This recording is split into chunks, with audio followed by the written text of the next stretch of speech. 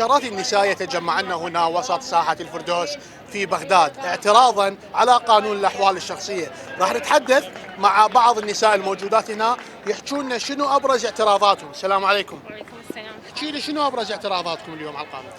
طبعا احنا المفروض ما نسأل شنو اعتراضاتنا على القانون، لأن هو القانون كله بيظلم للمرأة، فاحنا اعتراضنا هو على التعديل. القانون صار له سنين يمشي وماكو أي مشاكل، ويجون اليوم يسوون تعديل مجحف بحق المرأة والطفل، سواء من ناحية تعديل تزويج القاصرات أو من ناحية الميراث أو الحضانة.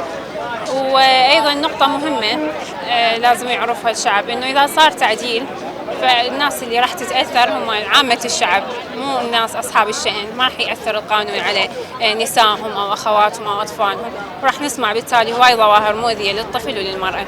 الله سبحانه وتعالى قال على عقد الزواج ميثاقا غليظا. طيب أنا من عقدت على شروط معينة والطرفين كان موافق عليها، بأي حق ينقضون الميثاق والعهد هذا؟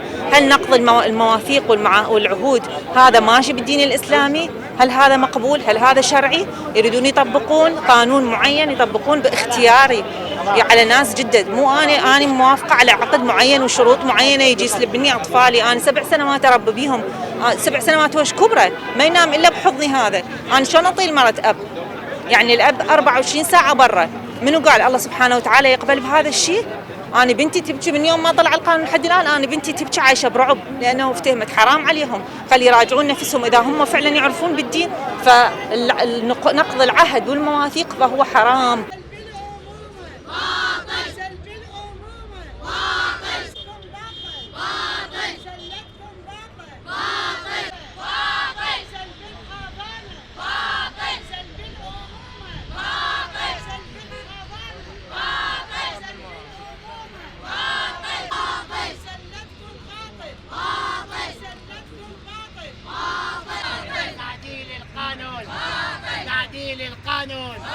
تعديل القانون زواج الأسرة، تصويت السلة، تفكيك الأسرة.